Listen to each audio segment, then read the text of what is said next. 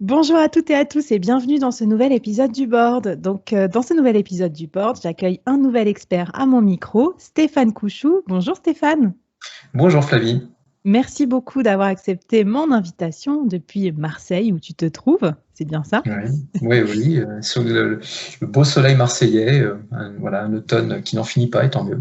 Oh là là, la chance, tu vois, rien que pour ça, on te déteste déjà avant même d'avoir écouté ton épisode. Mais heureusement, je vais parler du thème dont tu vas nous parler et je sais que tout le monde va t'écouter jusqu'au bout parce que c'est absolument passionnant. Stéphane, tu es un avocat consultant spécialisé dans le domaine du mécénat, de la philanthropie et des fondations d'entreprise. Donc, c'est vraiment un sujet assez rare dont on entend peu parler. Et tu vas nous raconter ton parcours, mais tu as un parcours super intéressant. Euh, On et, verra. et en tout cas, je voulais qu'on aborde ce sujet parce qu'il y a beaucoup de chefs d'entreprise, de managers, de dirigeants qui se posent la question de comment ça marche en fait, ce sujet de la philanthropie. Est-ce que je crée une fondation? Comment m'y prendre et tout et tout. Enfin là, et encore, tu vas défricher ça mieux que moi parce que je suis pas très spécialiste des termes, des bons sujets précisément, mais c'est super intéressant. Tu vas nous décortiquer ce sujet-là et on va mieux comprendre avec toi comment on peut contribuer aussi à une cause supérieure à notre business ou grâce à notre business. Et ça, je pense que par les temps qui courent, en tout cas, ça sera vraiment un sujet qui va nous aider à être mieux alignés, voilà, en tant que dirigeant et puis peut-être même aussi en tant que salarié ou entrepreneur. Donc Stéphane, souvent, déjà, j'ai besoin de respirer, donc je vais te laisser Tu mets la barre présenter. très haut là, hein. Non, mais vraiment, raconte-nous comment on en arrive à faire ce dream job, parce que déjà aussi, tout le monde va être jaloux en écoutant ton épisode. Parce qu'en fait, tu travailles toute la journée dans et pour des fondations. C'est Raconte-nous ce qui t'a emmené c'est jusque-là. intéressant que tu dises Dream Job. C'est vrai que je prends beaucoup de plaisir à faire ce que je fais avec mon équipe, et j'espère que mon équipe prend autant de plaisir que moi. Et en fait, en deux mots, moi j'ai fait mon coming out professionnel il y a presque 20 ans, parce que je commence vraiment à voilà, être un ancien dans le métier. J'ai fait mon coming out professionnel parce que j'avais une formation de fiscaliste pointu, donc pour conseiller les entreprises en fiscalité corporelle, internationale, etc. Une très bonne formation, une des meilleures en France à l'époque, et toujours d'ailleurs.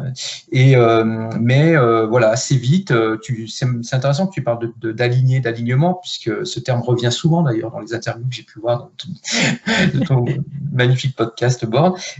C'est un terme qui revient beaucoup, et alors moi, il y a donc, plus de 20 ans maintenant, j'avais un problème d'alignement personnel, très Mm. clairement, entre il faut défiscaliser l'entreprise parce que c'est une disposition compliquée, mais je ne me voyais pas faire ça toute ma vie. Et puis le hasard a fait que j'ai eu à connaître de problématiques fiscales dans le domaine associatif. Mhm. Et puis voilà, petit à petit, quand je dis coming out, c'est que j'ai décidé au début des années 2000, hein, donc voilà, ça fait presque 20 ans, à partir de la fiscalité, mais ce n'est qu'une porte d'entrée, puisque ce que Mm. je fais depuis va beaucoup plus loin, de me spécialiser dans la fiscalité non lucrative du mécénat, et donc en substance conseiller et convaincre les entreprises de donner de l'argent ou des moyens plutôt que d'en gagner plus, quoi.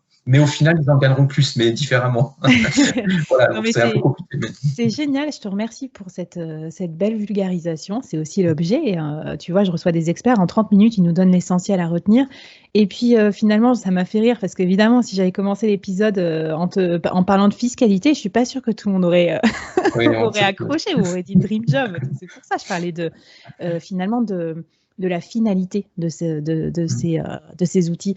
Alors déjà, pour qu'on s'y repère bien, si tu veux bien nous faire un petit panorama des outils qui existent pour les entreprises qui ont envie de s'engager, elles peuvent faire quoi? waouh. Bon, donc oui, effectivement, je t'ai parlé de ce choix professionnel, et après, quand tu te lances sur un marché qui n'existe pas, parce qu'à l'époque, ce marché, en tout cas ce sujet, hein, n'existait pas, il fallait expliquer pourquoi une entreprise avait intérêt à s'engager. Et donc, à Mhm. l'époque, je ne veux vraiment pas faire l'ancien combattant en parlant comme ça, mais il y a 15-20 ans, le mécénat, c'était vraiment quelque chose de plutôt réservé aux entreprises du CAC 40 pour faire de l'art, enfin soutenir de l'art, ça, ce qui reste toujours intéressant et Mhm. important, surtout dans le contexte Oui. actuel. Mais voilà, moi, ce qui m'intéressait, si j'en suis arrivé à ce sujet, c'était de pouvoir adresser des questions déjà auxquelles j'étais sensible, donc autour du social, qui va sur l'enseignement supérieur, l'éducation, et l'environnemental, qui se décline lui-même en énormément d'autres sujets. Parce que pour moi, le sujet de fond, c'était la RSE, déjà. Hein, et donc, bon, là, les choses ont largement évolué. Et donc, aujourd'hui, une entreprise qui vient qui nous sollicite, parce qu'on a de la chance aujourd'hui ça a pris beaucoup de temps à faire connaître ce sujet, qu'est-ce que le mécénat, quoi ça sert, comment. Et je parle pas de défiscalisation au début, hein, même si c'est encore une fois par la fiscalité que je suis arrivé dans ce domaine, mais c'est pas le sujet qu'on aborde auprès d'une entreprise. C'est un sujet global. Et puis après, les véhicules, voilà, donc on parle de carburant et de véhicules. Carburant, c'est le mécénat, et le véhicule, c'est une fondation, mais il y a des véhicules hybrides, des Prius, des fondations, qui sont voilà, ce qu'on appelle les fonds de dotation, qui sont en fait notre matière première en la matière, parce que c'est une véritable pâte à modeler juridique avec laquelle on peut faire des choses assez incroyables pour l'entreprise, avec ses collaborateurs. Voilà, donc si tu veux, je pense que, je sais pas si ça intéresse les entreprises ou les dirigeants, les personnes qui sont, ils me posent des questions techniques, mais c'est surtout le pourquoi, voilà, le comment éventuellement, mais ça c'est notre boulot, oui, en fait. En gros, ce que tu veux dire, c'est que voilà, les outils, etc., c'est toi qui vas t'en occuper. Peut-être parle-nous des causes alors que les entreprises défendent ou peuvent défendre. Est-ce que tu as peut-être des exemples? Parce que moi, c'est vrai que philanthropie, ça me faisait penser à l'art. Bon, peut-être parce que j'ai bossé au musée du Louvre aussi, donc je pensais à ça, aux mécènes et tout, mais raconte-nous des exemples, donne-nous un peu d'inspiration et peut-être que ça va donner des idées aux dirigeants qui nous écoutent aussi. C'est extrêmement large. Alors déjà, j'emploie jamais le terme de philanthropie quand je m'adresse à des chefs d'entreprise, à des dirigeants, dirigeantes. Voilà, c'est pas un terme que j'emploie. J'emploie des termes de mécénat, d'impact positif. Mais la philanthropie, c'est quelque chose qui est plutôt réservé aux familles, au grand patrimoine, aux particuliers. C'est un autre sujet qu'on traite aussi, mais voilà. Donc là, cette question est pas simple parce que qui dit mécénat, fondation, dit intérêt général. Donc moi, j'emploie souvent l'image de l'iceberg, qui est de dire votre fondation. Oh là là, j'aurais dû éteindre mon téléphone, je suis désolé. C'est pas grave, ça montre que le business continue et que c'est enregistré en situation. Pardon. J'emploie souvent l'image de l'iceberg, qui est de dire la face émergée de l'iceberg, l'iceberg, c'est la fondation de l'entreprise, quelle que soit sa forme. Et puis, la question que tu me poses, c'est la partie émergée de l'iceberg, c'est je vais faire une fondation dédiée, alors effectivement encore à l'art et à la culture, à la sauvegarde du patrimoine, mais il y a beaucoup d'autres sujets, donc social, environnemental, enseignement supérieur, éducation, la recherche, innovation, le sport amateur, etc. Donc, en fonction du secteur d'activité de l'entreprise, je ne parle pas des affinités du dirigeant ou de la dirigeante, parce que ça, pour moi, c'est pas un élément stratégique dans la réflexion, si c'est des affinités personnelles et pas en lien avec des enjeux d'entreprise. Voilà. Puis après, il y a la partie immergée de l'iceberg, donc la face cachée de l'iceberg, qui est pas du tout opaque. Hein, c'est pas dans le domaine des fondations. En France, on a des fondations qui sont pas opaques comme dans d'autres pays d'ailleurs, hein, les trusts, etc. Mais la partie immergée de l'iceberg, elle est importante parce que c'est là-dessus qu'on va adresser avec différentes strates dans cette couche de l'iceberg les enjeux de l'entreprise. Et ces enjeux doivent rejoindre ensuite ce qui ressort, donc ce qu'on va voir, la fondation et son objet. Hein, donc il y a différents, je pourrais développer, mais je ne veux pas forcément entrer trop dans le détail, mais on va au cœur des enjeux actuels et futurs de l'entreprise. Non, mais alors sans aller dans le détail, peut-être pour qu'on se rende compte, si on n'est pas du tout familier avec le dispositif, est-ce que tu as un exemple d'un client que tu accompagnes, ou peu importe, ou qu'on connaît, un exemple de fondation et en quoi les enjeux se raccrochent aux enjeux de la société et de l'entreprise en elle-même, qu'on visualise un peu? C'est très compliqué, c'est très compliqué, c'est pas compliqué, j'en ai des tonnes, mais déjà c'est compliqué de donner des noms de clients comme ça. Je vais donner des noms d'entreprises, un nom ou deux d'entreprises, et puis voilà, il y aura personne qui nous écoute savoir s'ils sont des clients ou pas, c'est pas le sujet de toute façon. Mais par exemple, je vais prendre un un groupe qui s'appelle AICO, qui est dans le sud et à Paris, qui est, comme moi je suis basé dans le sud, mais je travaille beaucoup sur Paris, essentiellement sur Paris. Donc AICO, ils sont à Aix-en-Provence et aussi à Paris, et c'est un groupe important à côté maintenant, qui est dans la communication digitale, un marketing digital, je ne sais pas si tu connais, mais enfin voilà, c'est un très beau groupe, et qui a été créé au moment de l'Internet, donc fin des années 90, début 2000, et puis qui a créé il y a 2 ou 3 ans pour permettre notamment aux jeunes d'accéder à des métiers du numérique, au support numérique. Donc c'est assez proche du métier, et les collaborateurs de ce groupe sont invités dans le cadre de ce qu'on appelle le mécénat de compétences, à participer à des projets, voilà, pour accompagner des personnes ou des écoles autour du numérique. Donc c'est un exemple parmi énormément d'autres, mais donc là on est sur des sujets innovation et enseignement supérieur d'éducation. Dans le même esprit, il y a Dassault Systèmes qui a créé il y a un peu plus longtemps, pareil, une très belle fondation. Alors, ça, je crois que ce sont des fonds de dotation. Alors là, pour les personnes peut-être qui écoutent, j'ai ma petite marotte, mais je dis toujours que le fonds de dotation est à la fondation ce que la SAS est à la société commerciale. Pour ceux qui connaissent un peu les différentes structures, c'est l'esprit de flexibilité et de souplesse qu'on a avec cet outil. Le Dassault Systèmes, eux, ils ont leur fondation, mais de la technologie 3D, donc un leader mondial des logiciels 3D, Dassault Systèmes, leur technologie à des universités pour que ces outils technologiques puissent être utilisés dans le cadre d'études. Et voilà, donc c'est des exemples. Mais c'est très bien ça. Tu vois, ça nous donne peut-être, ça dépoussière aussi peut-être un peu l'image qu'on peut avoir des fondations. Et en parlant de dépoussiérer, je crois que tu m'expliquais aussi qu'il y a pas mal de sujets autour des startups, de l'innovation qui sont aujourd'hui des causes choisies par les entreprises pour créer leur fondation ou pour faire du mécénat. Est-ce que là-dessus aussi tu peux nous donner un petit état de l'actu? Ça, c'est le gros sujet du moment, parce que je me rends compte depuis 6 mois, 1 an que je reçois des appels de clients pour lesquels j'ai fait leur fondation, de personnes qui m'ont identifié. Ils appellent un spécialiste en mécénat, alors qu'ils pourraient appeler d'autres personnes parce qu'ils ont des problèmes d'anticipation de la transition avec un grand T. La transition écologique, numérique, énergétique, sociale. Voilà. Donc il y a des entreprises qui vont très bien, qui se posent ces questions, les entreprises qui vont pas bien ou qui sont sensibles au sujet, qui veulent y venir, et puis il y a celles qui sont paralysées et qui doivent faire quelque chose et bouger.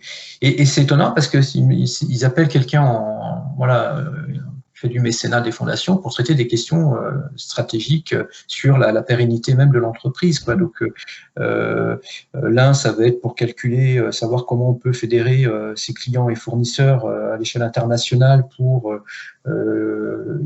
innover sur des solutions qui permettent de réduire l'empreinte carbone dans leur domaine d'activité lié au transport au sens très large du terme, parce que je veux pas trop en dire.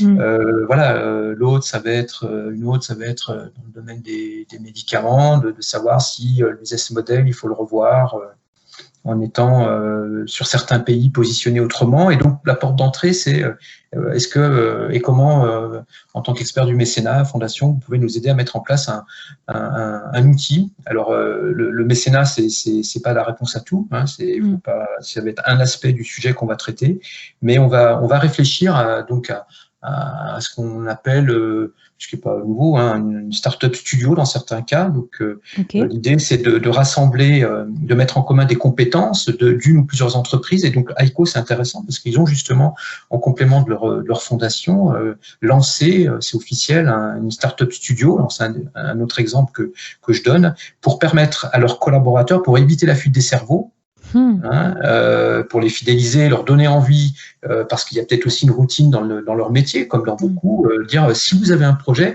nous on fait des appels à projets innovants autour du métier du digital. Alors c'est pas la fondation qui adresse ça, mais c'est très complémentaire tout ça. Si ça vous dit, on met des moyens humains, financiers, et on vous laisse la possibilité de lancer votre business, et si ça marche, c'est une joint venture et ça profitera à tout le monde. Donc ça, c'est un exemple de start-up studio, mais dans le cadre appliqué au domaine des fondations, ça peut se faire aussi. Donc c'est des sujets importants sur les questions que j'évoquais de transition, notamment écologique, énergétique et climatique. climatique, c'est de réfléchir voilà, au sein d'une entreprise, au sein d'un groupe, ou dans un regroupement de différentes entreprises autour d'une thématique, d'une filière, avec cette fondation qui est un startup studio, de réfléchir à l'innovation, au marché de demain, voilà, des solutions très innovantes. Et ça, pour moi, c'est possible dans une fondation. Donc ça se réfléchit au niveau de la fondation. Et puis après, si dans 4-5 projets sur lesquels réfléchit ce groupe, il y en a quelques-unes qui sont exploitables, bon, la fondation passera le relais à... C'est super. Alors moi, je ne connaissais pas ce principe-là, mais je sais que ça va plaire aux plus cartésiens d'entre nous là, qui nous écoutent, parce qu'ils se disent, en plus, ça va me donner des idées derrière, des relais de croissance peut-être aussi pour mon business. Donc c'est hyper intéressant. Relais de croissance et puis relais de... Oui, c'est pour certaines entreprises une nécessité absolue. On a des clients qui ont bien compris qu'ils ne pouvaient plus fonctionner. Il y a une pression de l'interne, notamment des collaborateurs, qui ne veulent plus bosser dans une entreprise qui est trop impactante. Je parle de l'exemple notamment carbone, mais il y a un problème pour celles qui font des levées de fonds importantes. Les fonds d'investissement aujourd'hui regardent comment l'entreprise prend en considération l'impact social et environnemental de l'activité. Et ça a déjà un impact sur la valorisation de l'entreprise.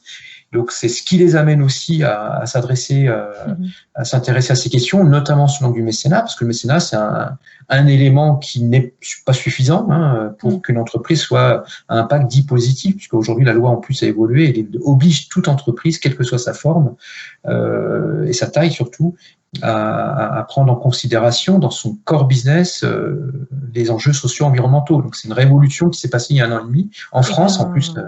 Attends, voilà, c'est rassurant, tout n'est pas rassurant, mais ce genre de nouvelles, je sais pas, je pense que ça fait chaud au cœur à pas mal de gens qui nous écoutent. Mais donc moi, je comprends bien tout l'enjeu qu'ont les entreprises maintenant à faire appel à ce genre de format, pour l'interne, pour l'externe, pour tous les stakeholders, en fait, les investisseurs, les clients et tout. Maintenant, je me mets dans la peau du dirigeant qui se dit, bon, ça y est, je suis convaincu, je vais me lancer. Alors, aide-moi un peu, Stéphane, comment on fait pour choisir sa cause? Ce serait quoi en gros, le sujet de sa fondation et tout? Comment on fait? On est dirigeant, on a envie de se lancer. Qu'est-ce que tu lui préconises comme méthodologie? Enfin, je ne sais pas s'il y en a une. Alors, j'ai une méthodologie. En revanche, c'est très rare qu'on n'ait pas une entreprise qui a déjà une cause. Donc, parce que là, ça veut dire qu'on peut soupçonner l'entreprise de vouloir faire une fondation pour faire du window dressing. Tu vois, donc c'est très rare aujourd'hui. Peut-être je vais reformuler parce que c'est vrai, tu as raison. Il y a toujours quand même déjà un peu une forme de raison d'être ou de mission, mais en tout cas, il faut peut-être s'assurer que ce que le dirigeant exprime, etc., est bien en cohérence avec l'alignement de son business, de son marché, etc. Non, il y a une réflexion stratégique à avoir sur le sujet même et la cause finale de cette fondation. C'est pour ça que tu m'as présenté au début en disant avocat consultant. C'est que moi, j'ai eu la chance de travailler, et je travaille encore avec des consultants. Et le projet de fondation, c'est pas juste de rédiger des statuts, merci, au revoir, et on sera passé à côté du projet, peut-être de risques majeurs pour l'entreprise. Et donc, la méthodologie qu'on propose, c'est d'organiser à minima un atelier, un workshop, qu'on va co-animer avec 1 ou 2 avocats et de plus en plus fréquemment et très souvent un consultant qui va être spécialisé par rapport au sujet qu'on doit traiter, si c'est domaine culturel, éducatif, environnemental ou autre. Donc ça, c'est l'approche, je dirais, minimaliste. D'ailleurs, c'est un peu notre marque de fabrique, on est connu pour travailler comme ça. J'en ai fait un hier en visio, pendant 4 heures avec un nouveau client, très très belle entreprise. On a passé 4 heures avec l'équipe projet de l'entreprise pour dessiner l'architecture de cette future fondation. Et c'est très intéressant parce qu'il y a de la technique, mais il y a beaucoup d'échanges surtout. Mais là, on va beaucoup plus loin maintenant par rapport au sujet que j'évoquais précédemment, qui font le lien avec la question de la transition. Et maintenant, on est plutôt sur des modules d'ateliers de design thinking. Donc on va plus loin encore, c'est que le consultant va vraiment aller plus loin. Et nous, on sera en complément, on sera là, mais on va aller beaucoup plus loin sur les questions de contenu et de sincérité, parce que derrière tout ça, on n'est pas non plus on sait très bien ce qui peut se cacher derrière une politique de mécénat d'une entreprise. C'est le problème de la sincérité. Alors, si on fait le lien sur des sujets maintenant vraiment importants de transition sociale et environnementale au sens large du terme, on va accorder beaucoup d'importance à la sincérité de la démarche et du contenu, ce que fait un consultant qui travaille avec nous sur ces ateliers spécifiques, avec pour objectif de notamment créer une fondation, mais on ira plus loin, on va peut-être repositionner, définir la raison d'être de l'entreprise, parce que maintenant elle va nous dire je veux aussi passer en cette mission, bah, c'est bien, mais voilà, c'est pas que du juridique, c'est pas adapter vos statuts, il faut qu'il y ait derrière une véritable démarche et un repositionnement de l'entreprise, et tout part du contenu et de la sincérité. Alors, je pense que tu as raison de parler de cette sincérité. Je te coupe juste pour te dire que j'ai enregistré 2 autres épisodes du board, si vous êtes intéressé pour écouter, aller encore plus dans le détail de ces thèmes, mais un sur la raison d'être avec Pauline Gandobert et un autre sur l'entreprise à mission avec Nicolas Rohr qui a créé Fago. Et c'est vrai que dans ces 2 épisodes, on voit tout l'engagement qui est nécessaire, l'engagement sincère et réel. Et on voit aussi tous les risques de greenwashing, de purpose washing, de se faire bâcher aussi par ses propres clients ou employés sur les réseaux sociaux, les bad buzz, quand on est pseudo-engagé, quand c'est pas la bonne raison derrière la création de ma fondation. Et du coup, ça m'envoie quand même sur ma question que je ne peux pas m'empêcher de te poser quand même, Stéphane. C'est, voilà, moi je me dis, derrière la fondation, je pense défiscalisation aussi. Donc je me dis, est-ce que c'est pas qu'une façon un peu déguisée, enfin, c'est un peu une question provoque, mais de payer moins d'impôts, de faire des fondations? Alors, ça c'est intéressant parce que c'est encore une fois par la fiscalité que je suis arrivé à ça. Donc, s'il n'y avait pas l'incitation fiscale, je pense que le mécénat se serait pas autant développé depuis 15-20 ans. Maintenant, on est à un autre stade. C'est plus, j'ai jamais mis en avant jamais. J'évite de mettre en avant la défiscalisation. C'est la cerise sur le gâteau, mais on travaille d'abord sur le gâteau. Donc, c'est ce que je dis souvent. Là maintenant, je pense qu'on est passé à autre chose, c'est qu'on met en place des fondations sans défiscalisation, parce que l'enjeu est beaucoup plus important sur les sujets que je commençais à aborder, le startup studio. J'ai parlé de fondation, mais je n'ai pas parlé de défiscalisation parce que c'est pas dit qu'il y ait une défiscalisation s'il y a des enjeux autant d'intérêt général, qui est un prérequis pour la défiscalisation, que des enjeux propres aux entreprises associées à ce projet. Donc, voilà, c'est pour ça qu'on s'émancipe de plus en plus compte tenu des sujets de la défisc. Maintenant, oui, il y a des exemples caricaturaux quand même, ça existe. La semaine dernière encore, j'ai été contacté par un groupe de transporteurs routiers et c'est là que j'ai découvert, heureusement, qu'il y avait encore de belles entreprises qui fonctionnaient, qui fonctionnent bien dans ce domaine que je croyais très, très compliqué, très tourmenté. Et ils me contactent en me disant, on veut défiscaliser. Alors, on a entendu parler de mécénat et voilà, on veut défiscaliser. Je dis, oui, ok, vous aurez droit à une défiscalisation, mais il faut qu'il y ait un projet. Si vous faites du mécénat, des causes, et puis donc premier entretien, comme d'habitude, je fais une approche sur les enjeux du transport routier, aujourd'hui, notamment problème d'impact carbone, etc. Et je leur dis, c'est faire une fondation. Si vous voulez faire une fondation, par exemple, oui, il y aura une défiscalisation, mais il y a toujours un coût net résiduel, et c'est sur ce coût net peut créer de la valeur si je vous explique comment ça se passe, sur quel sujet on va travailler avec vos collaborateurs, etc. Donc, et en fait, ce qu'ils voulaient, c'était défiscaliser dans les dom-toms ou ailleurs, mais pas avec une fondation. Donc, on se trompe de sujet là. On n'est pas en phase, parce que quand j'ai commencé à aborder la question de la RSE qui est liée à ce type de démarche, ils m'ont dit, nous, voilà, tant qu'on n'a pas de pression de nos salariés, on ne bouge pas, on ne fait rien. Bon, donc là, ça existe. C'est des entreprises qui ont pas encore intégré, c'est pas une critique, c'est un constat. Tous les sujets, parce qu'ils sont dans leur business, ils gagnent de l'argent, ils n'ont pas encore compris peut-être que le grand sujet, c'est aussi de se poser la question de savoir est-ce qu'on reste dans l'économie de l'avoir pour passer à l'économie de l'être, hein, comme Emmanuel Chabert le dit. Donc, bon, voilà, alors le quotidien, il est fait de ça aussi. Hein, il y a des super sujets qui nous emmènent très loin, parfois même extraterrestres, hein, au sens propre, et d'autres, on reste très terre à terre. Voilà. Eh bien, écoute, je te remercie à ton niveau de contribuer, voilà, de mettre des petites pierres comme ça, en tout cas d'éclairer, de renseigner ces entreprises, parce que peut-être que grâce à toi, ils ont aussi des idées voilà, pour s'engager vers un peu plus de responsabilité. Alors, pour être pragmatique et concret, si on a envie de créer sa fondation là demain, quelles sont les étapes à entreprendre ? Alors, on passe avec mon équipe toujours un peu de temps, un échange au moins, pour qualifier la demande, voir quelles sont les attentes de l'entreprise, prendre le temps de se présenter, écouter. On ne connaît pas toujours l'entreprise, on se renseigne toujours avant, mais voilà, donc il y a toujours un moment d'échange pour faire connaissance et on donne beaucoup d'informations déjà à ce stade.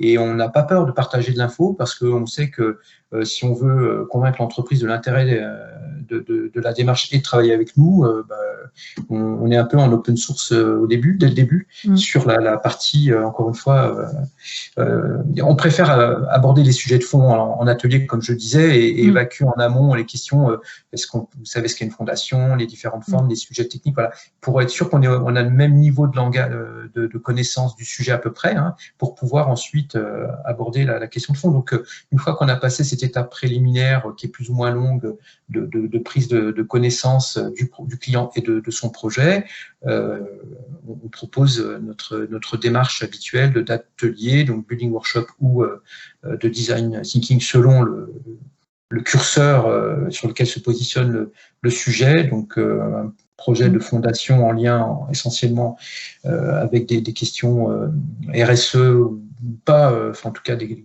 fondation, on va dire, assez classique, même si nous, on ne l'aborde jamais comme ça, parce qu'une fondation n'est jamais classique pour une entreprise. Hein. C'est pour une entreprise, créer sa fondation, c'est une entité du groupe, c'est un projet comme si elle crée une filiale pour nous. Hein. Donc, on va expliquer pourquoi.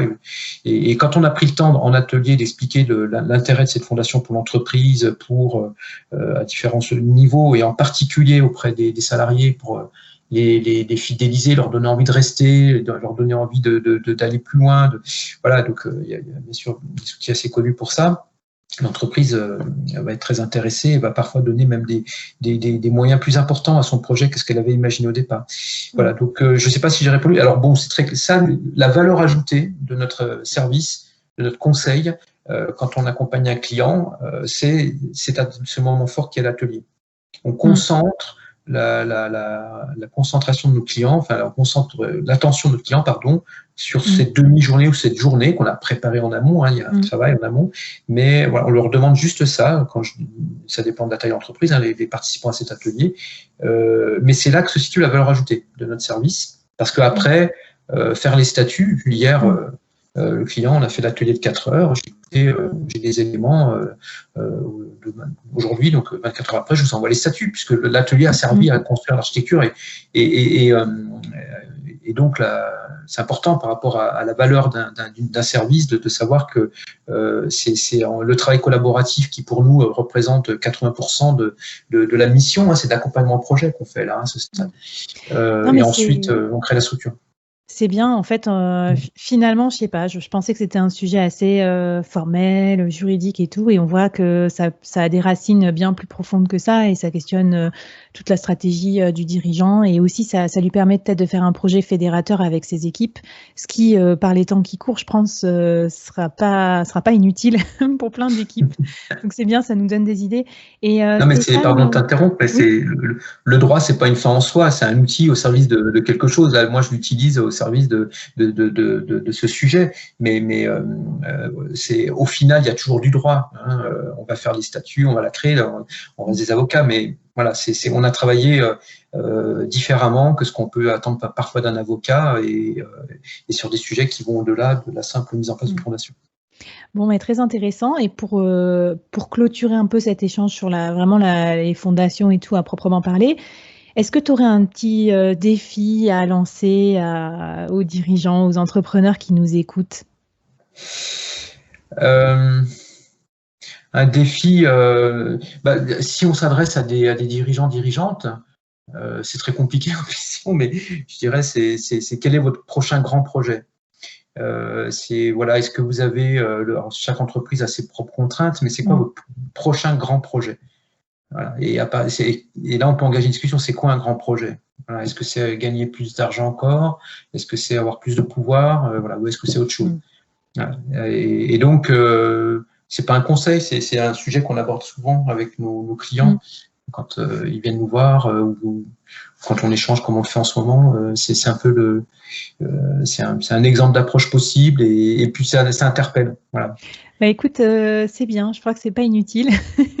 Avec les événements qu'on vit, en plus, ça va peut-être être le catalyseur de pas mal de réflexions d'entreprise aussi sur le prochain projet, les prochaines aspirations aussi. Donc, merci. Moi, j'y vois plus clair. Et je voulais savoir aussi, toi qui accompagnes beaucoup d'entreprises, dans ce rôle-là de conseil, etc., quelles sont les tendances d'un point de vue plus général que toi tu observes dans le monde du travail, dans le monde de l'entreprise, qu'on pourrait avoir dans notre radar aujourd'hui?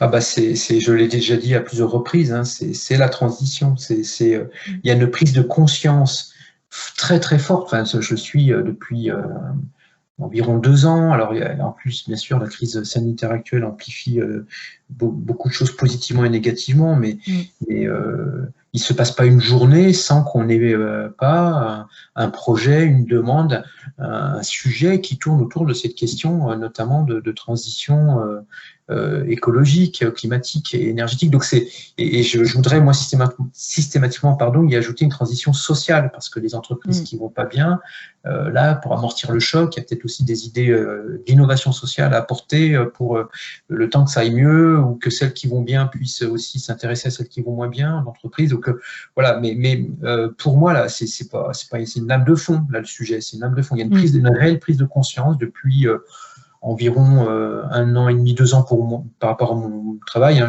pour rester modeste, hein, je suis pas du tout non plus un spécialiste de ces sujets-là, mais c'est par mon métier que je vois que ça arrive et que ça nous amène logiquement à construire ce qu'on fait. J'en ai parlé avec l'atelier Design Thinking, aller plus loin encore pour accompagner ce passage, comme je l'ai dit, de l'entreprise, d'économie de l'avoir à l'économie de l'être, parce que ça repose là-dessus en réalité. Hein, c'est très simple comme concept. Là, on est obligé d'étoffer l'approche et de travailler pas seulement sur le contenant, mais le contenu, mais de manière beaucoup plus poussée, avec une expertise qu'on n'a pas, qu'on associe donc avec les avocats, donc de personnes dont c'est le métier, d'aider les entreprises à franchir cette transition de manière soft. C'est l'autre point qui est intéressant dans notre métier, enfin, l'aspect mécénat, c'est qu'on est dans le soft law, le soft power. Donc, on est dans du soft. C'est ça qui est bien, ça. C'est des choses qui prennent du temps, qui se font sur des terrains neutres, en douceur. Voilà, on n'est pas, on est sur des sujets qui sont, cette neutralité, parce que la fondation, c'est un terrain qui est propice à ça, cette neutralité et à ce soft, rien n'est contraint. On n'est pas dans une obligation légale, on est sur quelque chose de positif à tout point de vue. Donc, voilà, c'est pour ça que aussi on se permet d'aller sur ces sujets avec les entreprises par cette approche. C'est d'ailleurs peut-être ce qui booste aussi profondément la motivation des gens, parce que c'est vrai que sous la contrainte, on motive pas vraiment, on incite, c'est peut-être un peu plus dur. Peut-être qu'on a des résultats plus rapidement, mais c'est moins intrinsèque comme motivation, quoi. Bah, c'est un grand sujet, mais moi, c'est parmi mes pires souvenirs professionnels. Et à un moment donné, quand j'arrivais à une certaine maturité dans un cabinet précédent, on proposait au manager pas pire, hein, c'est pas sympa pour ce cabinet, parce que c'est un super cabinet par ailleurs, mais faut que je fasse attention, mais ça m'avait choqué à l'époque que la formation qu'on avait eue quand on passait manager, c'était d'apprendre à vendre nos services, mais par une méthode qui était un peu basée sur la peur, par rapport à ce que tu viens de dire. Oh là là. Voilà, hein, ce qu'on appelle la méthode en U. Et donc ça, c'est très facile de vendre des services en faisant peur. C'est très très facile. Et je dis pas que maintenant ce cabinet continue à l'appliquer, parce que je pense qu'il y a aussi passe à autre chose. Et non, moi je pense que le sujet, c'est d'aborder la question sous un angle avec de l'humanité, la sincérité dans la démarche, l'expertise bien sûr, il en faut, parce que mais voilà, donc voir loin, juste l'avocat être capable d'anticiper l'évolution des textes et l'évolution de certains d'autres sujets pour imaginer des solutions innovantes mais opérationnelles. Donc c'est un peu c'est ce métier-là qui est complètement nouveau pour certains avocats, parce qu'en règle générale, nous avocats, on aime bien rester dans notre zone de confort, être un expert. Je réponds à votre question, mais voilà, moi je pense qu'on devient vite, je emploie un terme que je ne devrais pas employer en l'occurrence, mais un autiste dans son domaine, quoi. C'est ça le risque quand on est trop spécialisé, qu'on fait que ça. Je pense, et c'est l'intérêt aussi pour moi d'avoir ces échanges avec vous, parce que je trouve qu'au-delà d'une spécialité, on comprend bien aussi toutes les interactions qu'on peut avoir entre métiers et tous les apports mutuels et réciproques qu'on peut s'apporter. Et tu vois, c'est marrant, vous allez dire que moi j'aime bien les avocats sur le board. Non, mais c'est un hasard, mais Ouais, c'est j'ai vrai que vu que j'ai tu avais reçu qui était très intéressant aussi. deux autres épisodes, hein, avec Xavier Prey sur la propriété intellectuelle et un autre avec Élise Fabing sur le droit du travail et se protéger en tant que salarié et tout. C'est super passionnant. Et finalement, ce qui ressort de votre discours, c'est plutôt voilà, votre vision aussi, votre capacité à rechercher des solutions pour les clients, etc. Et à pas les enfermer dans des systèmes juridiques et tout, mais vraiment à les aider à réaliser leur mission. Donc moi, je suis hyper contente à chaque fois de vous avoir à mon micro. Ça me donne des idées et je trouve que vous êtes aussi créatif parce que vous allez chercher, voilà, comme tu disais, anticiper des textes. Vous travaillez avec plein de clients différents aussi, donc vous apportez peut-être cette dose de fraîcheur qu'on n'a pas toujours quand on est la tête dans le guidon. Et Je t'interromps une nouvelle fois, je bien suis sûr, désolé, mais ce sont nos clients qui nous apportent beaucoup d'idées aussi, c'est sûr. On a des métiers très prenants parce qu'on a beaucoup on n'a pas qu'un client, heureusement, mais les clients parfois nous apportent des idées. Ah, mais ça, comment je n'ai pas pensé, mais en plus, on a une agence, ça peut s'appliquer dans d'autres circonstances, donc c'est très intéressant, mais voilà, ça c'est et une en richesse. parlant voilà, de s'inspirer et tout, est-ce que, bon, j'imagine que tu lis beaucoup, que tu dois beaucoup te tenir à la page et tout pour être au courant de tout ça, mais quelles sont toi tes sources d'inspiration, d'apprentissage, des conseils lecture, écoute, de podcasts ou je ne sais quoi? Je lis pas assez, je suis, voilà, je lis, je prends pas le temps, je dis pas que j'ai pas le temps, parce qu'on a toujours le temps de dire, Mm, hein, mm. mais par contre, je podcaste beaucoup, j'aime bien quand je peux aller courir dans les calanques et en écoutant mes podcasts préférés. Alors bon, c'est pas très original, mais moi j'aime beaucoup, justement pour m'aider à penser en manière beaucoup plus large et ouverte, des sites comme Thinkerview, Mm. même si l'animateur, Sky, il m'énerve, il est insupportable parfois, il est arrogant, mais je l'adore parce que ce qu'il fait, c'est du super boulot. Hein, Mm. puis ce mystère qu'il entretient autour de lui, c'est marrant. J'aime bien les sites moins connus, plus confidentiels, comme The Swiss Box Conversations, tu vois. C'est un peu inspiré de Thinkerview, mais ils sont plus zen. Voilà, bon, il y a les podcasts de France Culture qui m'inspirent beaucoup. J'aime beaucoup l'histoire, donc voilà, il y a des sciences. Enfin, c'est un peu quand je peux le coup d'écouter le soir ou en courant.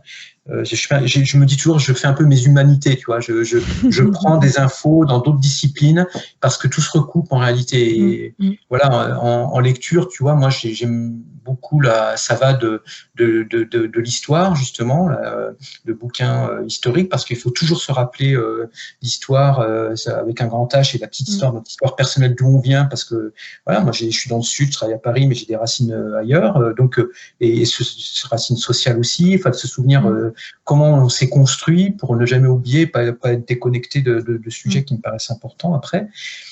Et puis donc il y a l'histoire, il y a le présent, il y a des sujets, il y a tellement de sujets. Là, j'ai lu, tiens, je ne sais pas si tu sais, mais en source d'inspiration, ça m'a beaucoup impacté, le bug humain. Là, je ne sais pas si tu l'as lu, de Sébastien Boller, le bug humain, qui nous explique comment le cerveau, il y a le striatum et puis il y a le cortex. Et en fait, si l'humanité en est là aujourd'hui, où on est en train de détruire notre planète, c'est le striatum qui depuis toujours nous guide. Et il faut donc travailler sur le striatum pour que, enfin, en tout cas, le court-circuiter pour que le cortex prenne le dessus définitivement. Et c'est très intéressant. C'est un neuroscientifique et j'ai appris ce qu'était le striatum et j'ai compris pourquoi et comment il était compliqué de changer radicalement les comportements humains, parce que c'est quasiment physiologique. Mais il apporte des solutions dans son bouquin. Et dans ces solutions, il y a notamment la philanthropie. Voilà, accorder du temps aux autres, de l'attention aux autres, ça permet de travailler sur et de contourner le striatum pour revenir au sujet cortex. Voilà, c'est des exemples de choses qui me font comprendre aussi pourquoi et comment les sujets auxquels on est confronté de par notre travail, d'où ils viennent. Et puis il peut y avoir le futur. Voilà, ce côté un peu des bouquins, j'aime beaucoup la science-fiction. Voilà, donc, voilà, moi je suis très éclectique par rapport à ça et Non, mais c'est super sympa de nous donner des idées, en tout cas, j'apprécie. On voit, et tu vois, je parlais de Dream Job au début, mais on voit combien ce sujet t'anime. Donc, c'est pas un hasard aussi que toi, tu parles d'alignement avec tes clients parce qu'on voit que c'est quelque chose d'important aussi pour toi. Stéphane, on arrive déjà à la fin de l'interview. Et c'était un super moment. Et tu vois, je pensais jamais dire ça à un fiscaliste de formation. Comme quoi, on peut toujours être. Mais qui a très mal tourné. Mais voilà, j'aimerais savoir si tu as un dernier mot à adresser aux dirigeants, qu'est-ce que ce serait? Très compliqué, mais c'est un peu ce que j'essaie de me dire en ce moment, dans une période qui est quand même très très compliquée aussi, avec quand même de l'espoir. J'ai eu la chance un jour de rencontrer, ça a duré peut-être 5 minutes, mais ça marque une vie, c'est une personne, Stéphane Hessel. Voilà, donc Stéphane Hessel. Et ce monsieur a dit quand il était résistant, alors je ne sais pas si c'est lui au Conseil national de la résistance, mais résister c'est créer, créer c'est résister.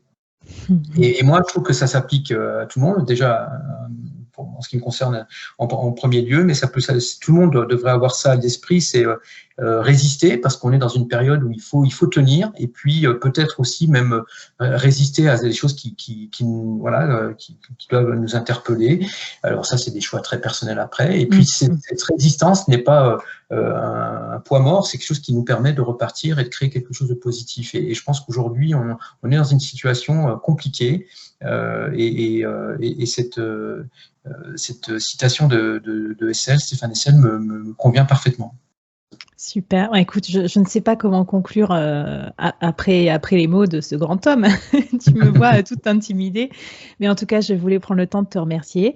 Je voulais dire également que si vous nous avez écoutés, vous pouvez bien sûr entrer en contact avec Stéphane pour continuer, et peut-être avec encore plus de détails que moi, à lui poser vos questions sur les fondations, le mécénat et autres. Stéphane, je te dis un grand merci. Et puis merci à toi, Flavie. À la prochaine dans les prochains épisodes du Board. Bye bye.